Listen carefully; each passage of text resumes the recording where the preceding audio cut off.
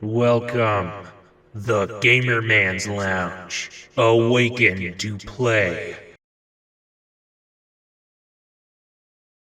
Hopefully things are going well for you guys as for me. Welcome to a news video. It's going to be in commentary format, and we'll be doing more than one news story. Yeah, woohoo! And how my news videos work when it comes to stuff like this and multiple news topics in one sitting. Because how gaming, anime, tech news seem to be pretty much still slow as fuck to this day. And I don't get to do that a lot, especially that being the reason. So, how my news videos do work when it comes to multiple articles, I go through articles you missed out on, like weeks ago, and then focus on what's happening right now. So, it's kind of like both, hey, what's going on right now, and news you missed out on.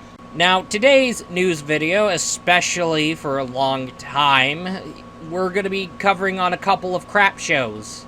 However, we want to start things off on a positive note, so here we go. Espgaluda 2, did I say it right? If I didn't say it right, I'll say it again. Espgaluda 2 is out now on Nintendo Switch. Now, the package is basically $20. It gets you the regular version, it gets you the novice modes, gets you Black Label, Arrange mode, and then there's that one mode that you unlock. And guess what? Novice modes for both Black Label and regular mode. And you get to play the arcade ROM. And you get to customize stuff and change the music and do all the fun kinds of things with Espgaluda 2. Anyway, let's get right on going. So, that's going to be our commentary gameplay footage, Espgaluda 2. It's out now, so if this is catching your eye, go ahead. It's available out now on Nintendo Switch eShop. Go! Espgaluda 2 is the first cave game to ever get a stateside release. It was translated to English, released stateside, even though it was localized exclusively to iOS and Android smartphones or iPod Touches. But anyway, let's get right on going. You're not going to be able to play it anymore unless Cave manages to touch on it and update the game for the latest OS for both Android and iOS. Because the reason why you're not going to be able to find this game on the App Store so easily is because the game is essentially outdated and pretty much not compatible with the latest OS. So that happens. But, however, you don't have to wait on a stupid update on the... No, you don't have to worry about it. Don't worry. It's on Switch. It's on Switch now. So, yes, that's right. The game is out now on Switch. Nintendo Switch, $20. So, hell yeah. Big damn deal. Okay, now, Espgaluda 2, I remember playing it on my dad's iPhone. I was like, hey, can I have it installed? It was like back in my high school days. And I was like, okay, oh, hell yeah, I'm going to have a field day with this game. And then I had a field day with Espgaluda 2, and I would go crazy for that game. And then that was until I got my iPod Touch, and then I started getting Espgaluda 2 alongside Dodonpachi Resurrection, and then Dodonpachi Blissful Death, and then Mushihime-sama, or in English, Bug Princess. And then there's Bug Princess 2. Or Mushihime-sama Futari. Yeah, I know. I'm talking about Japanese names and English names. It's surprising. Oh, hey, speaking of iPod Touch, did you know that Apple made a new one? Yeah, they made a brand new model, or actually series of models. It uses the latest specs, has the latest iOS, and of course, it's an iPod Touch. Something you would do with an iPod Touch, you would do it now, except latest iOS, latest shit. And now on to a very not so pleasant thing that we're going to wind up talking about, and it involves Fakku. And of course, this is kind of similar to last year when Denpasoft got hit with the shenanigans, and yeah, let's get right on going. So, Fakku's store is basically down due to a possible takedown attempt. I'll go ahead and look it up real quick. If the next day or shortly after this video is uploaded, things get aired out and the store is up already, I'll go ahead and just say. But however, until then, YouTube community guidelines is pretty anal when it comes to links. So going ahead and linking to Fakku's official Twitter post is gonna be a tough thing to do, because, you know, YouTube community guidelines and whatnot. But hey, go to their official Twitter handle at Fakku, and Fakku has the situation already pinned. So they have a detailed FAQ, like a frequently asked questions page.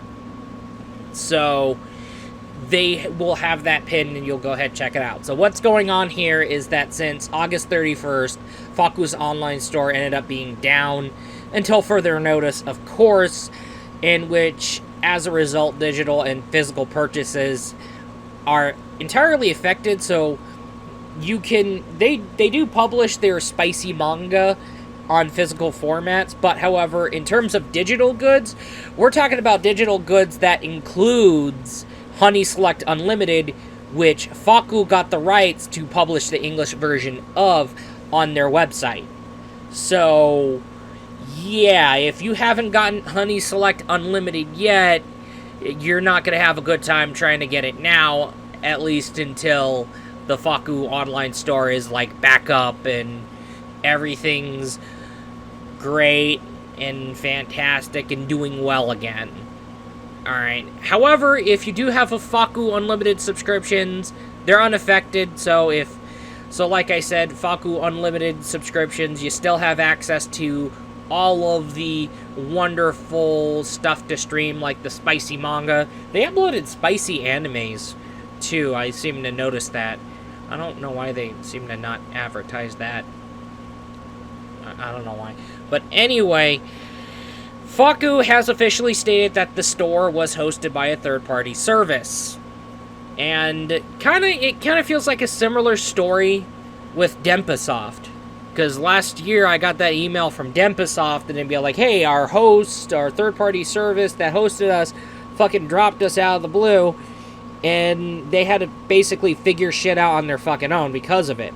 And what happened was, and yes, this is also officially stated and addressed up front, this is a result of a campaign against NSFW content, so this could be subject to a political/moral hostile takedown from probably a moral/political figure.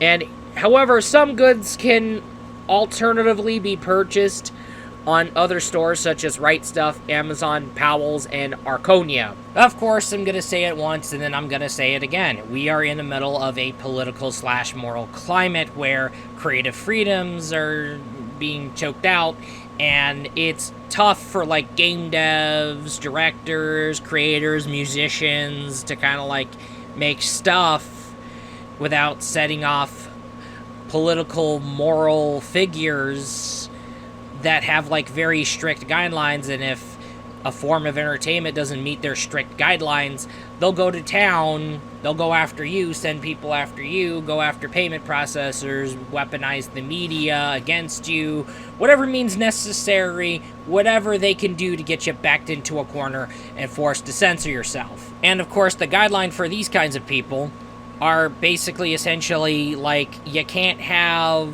any spice in your jokes, but you can't have designs that are, like, attractive at all. You basically can't have suggestive or sexual themes, even mature rated. Alright, you can't have any form of nudity. You can't be entertainment for the sole purpose of entertainment. You can't be, like, something that'll get people to have fun or wind down and take their mind off things after coming home from a long day. No, you can't be entertainment for the sake of entertainment. Like, this is how strict these people's guidelines are. Oh yes, and these people, they don't just come from one side, they come from another side, they come from multiple other sides. It's kind of scary, and all forms of entertainment have been affected. And since we're on the conversation about stuff that kind of involves suggestive or especially sexual themes.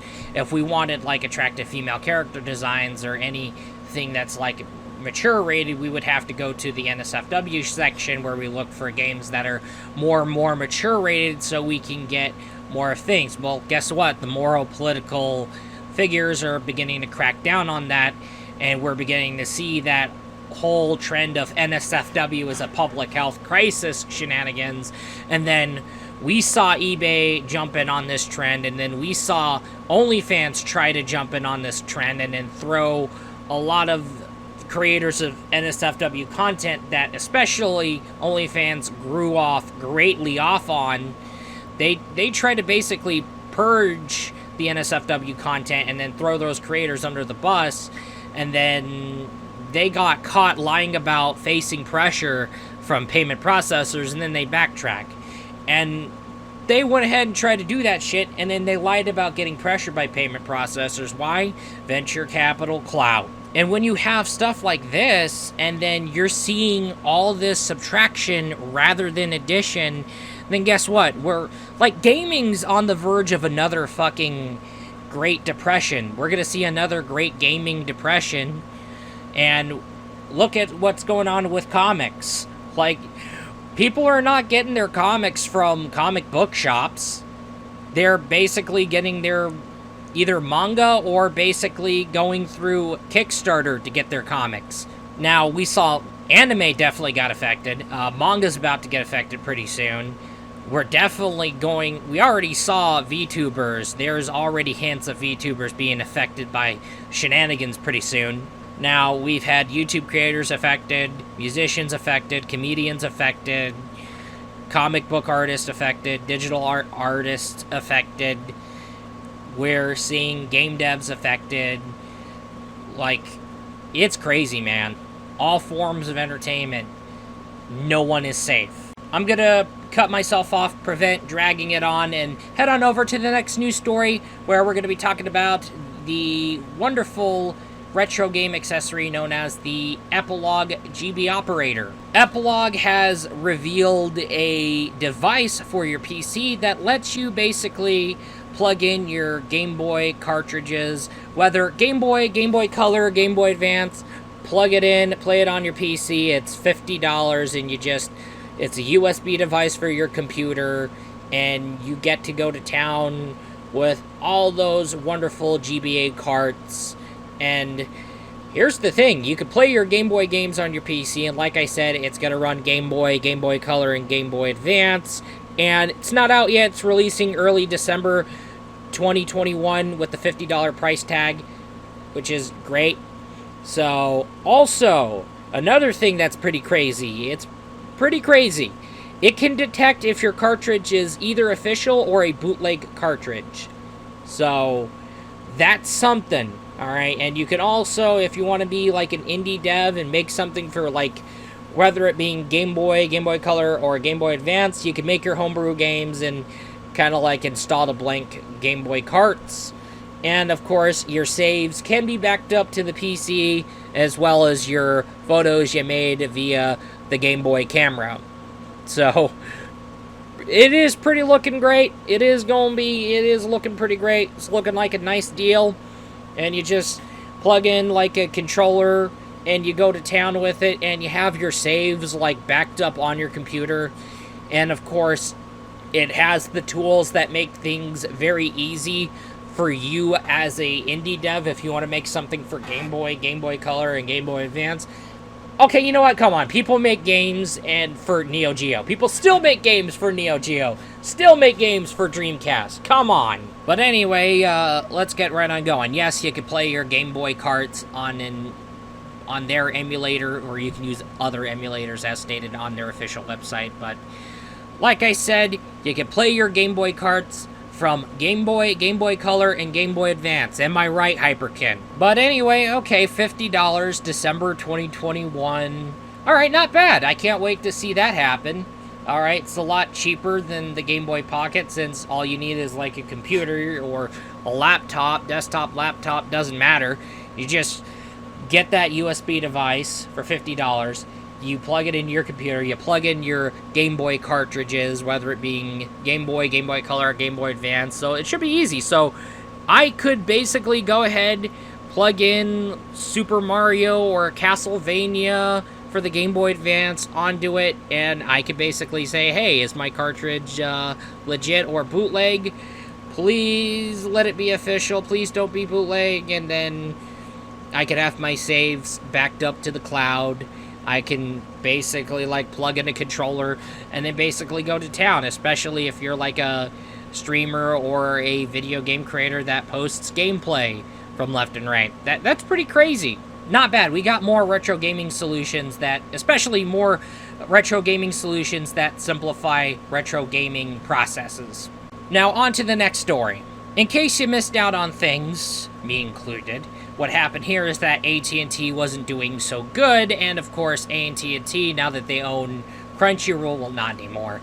AT&T basically had Crunchyroll up for sale. Sony wanted to buy it. There was some stuff that happened, but after all the stuff that went down, it ended up happening, so Sony bought Crunchyroll.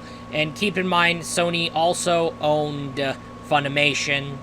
Alright, they still also own Funimation, so Sony now has Funimation and Crunchyroll both. And of course, from the makers of Crunchyroll, VRV. I'm pretty sure people pronounce it Verve, but however, when it came to Verve, it was like multiple streaming service in one. But this is where things become a big deal for the anime community, because not only would we get Crunchyroll, but we would also get Funimation. Well, we used to get Funimation included in Verve, but then Sony bought out Funimation, and which as a result, Sony pulled Funimation from Verve, and replacing Funimation was HIDIVE, that other anime streaming service. So there was Crunchyroll and HIDIVE alongside all other shenanigans. And keep in mind, Sony owns Crunchyroll now, and they also own Funimation, so Crunchyroll and Funimation are together again, so it is highly likely that Funimation could come back to Verve.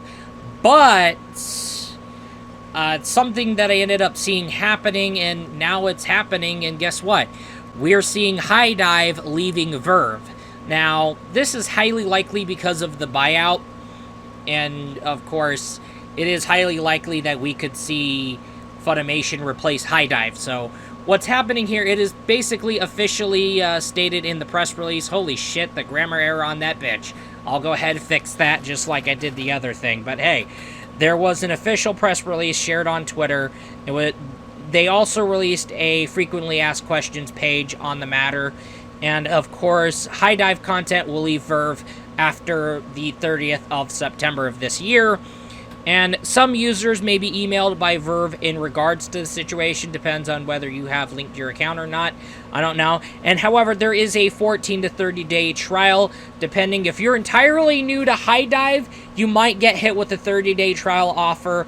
But if you have subscribed to like HIDIVE previously, and you canceled your HIDIVE subscription because of Verve, then there is a good chance you will be hit with a 14-day offer. However, if you're entirely new to HIDIVE, then subscriptions are basically $5 per month, but if you want to get shit over with for at least about a year, you could pay $48 a year plus tax. Keep in mind, plus tax, $5 plus tax per month, and then $48 a year plus tax a month. So, yeah, in a nutshell, if you want to cancel your Funimation subscriptions in favor for HIDIVE, go ahead. You have like a 14 to 30 day trial depending on what your position is. I don't know what happened, but it might have something to do with the fact that I'm entirely new to the HIDIVE service, and because of this, I got hit with a 30-day offer. So if I got hit with an offer because of me being a complete fucking noob, then I'm pretty sure it is highly likely anyone who is entirely new to HIDIVE can get hit with that 30-day offer. So enjoy your 30 days, noob. So yeah, basically replacing HIDIVE is gonna be fucking Funimation. Funimation's gonna replace HIDIVE and take back the spot, so alright. So I guess basically in a nutshell, Funimation could be coming back because Funimation Crunchyroll back together again, and then we're gonna see Funimation subs flip-flop to HIDIVE subs. Anime streaming legal mumbo-jumbo because licensing and fucking shit.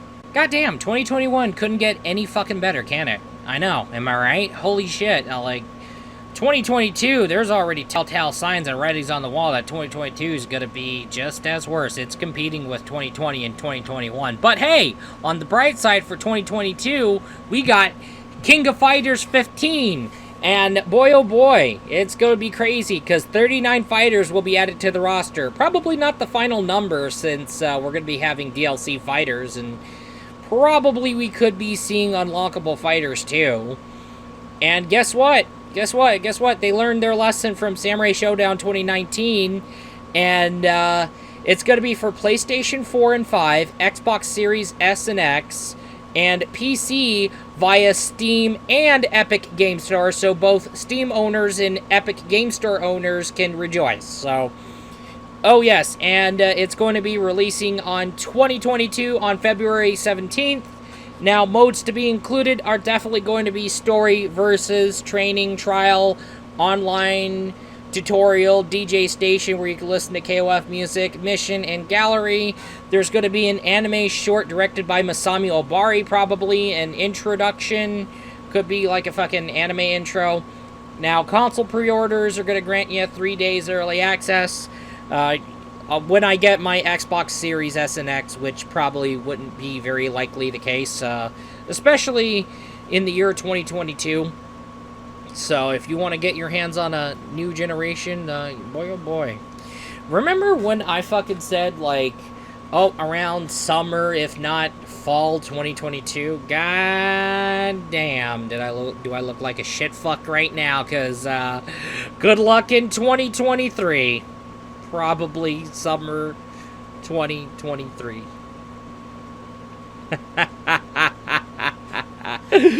Fuck. But anyway, there's new characters being... Well, actually, as a matter of fact, we've been seeing, like, character introduction trailers from left and right. So, yeah, kind of what's going on, basically, is that they kind of want to show off the characters, show off the teams. They want to focus more on showing off the roster first off, before showing off anything else, so it is what it is. Anyway, let's go ahead and take a look at who's coming to... Who new got recently introduced? I know Athena Asamiya got, like, got her short hair again. Anyway, but then you have Ash Crimson, new character, okay, you know, I was about to reference that plot line on fucking KOF 13. Alright, sorry. We'll keep going. Ash Crimson's back. Ash Crimson is back. But anyway... I forgot about the name of who's about to get reintroduced. I know who's about to get introduced, but I forgot his name.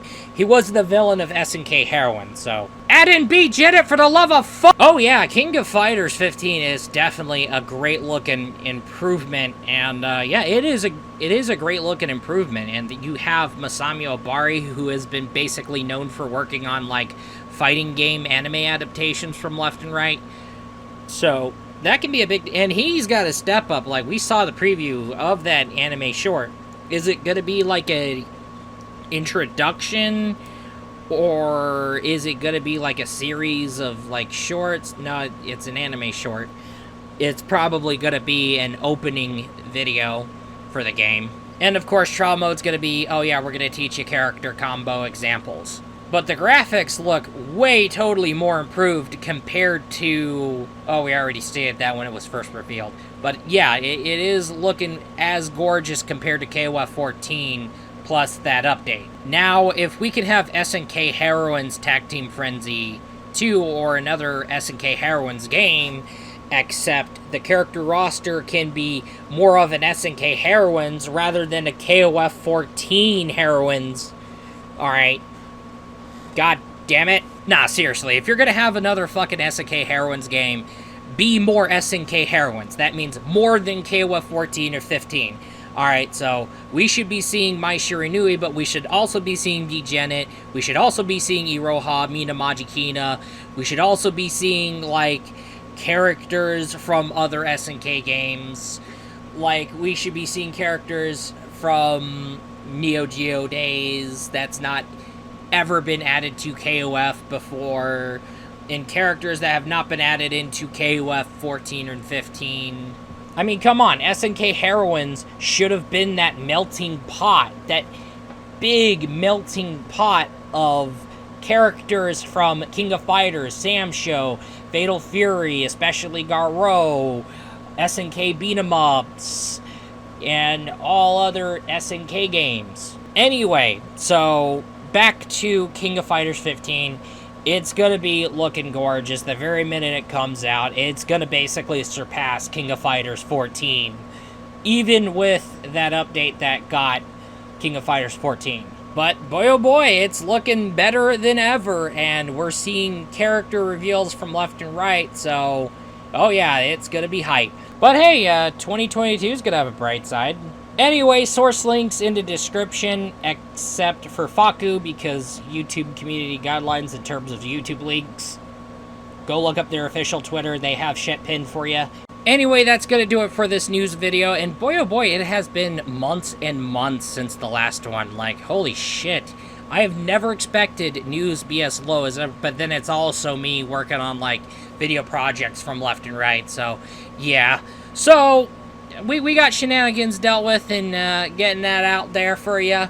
I don't know what's going to happen for the Thanksgiving special, but hey, we got the Halloween special figured out for you. Now, there's been some interesting stuff that has happened to the channel, and you're going to go ahead and question me about it, and I'm going to go ahead and play dumb and pretend that nothing happened until a specific date. Hell, like 2021 getting any fucking better. That totally said, that's going to be all for this news video. I'll be looking forward to you in the next video. Peace out. This is nothing but a video product made by a fellow gamer man. Ayo!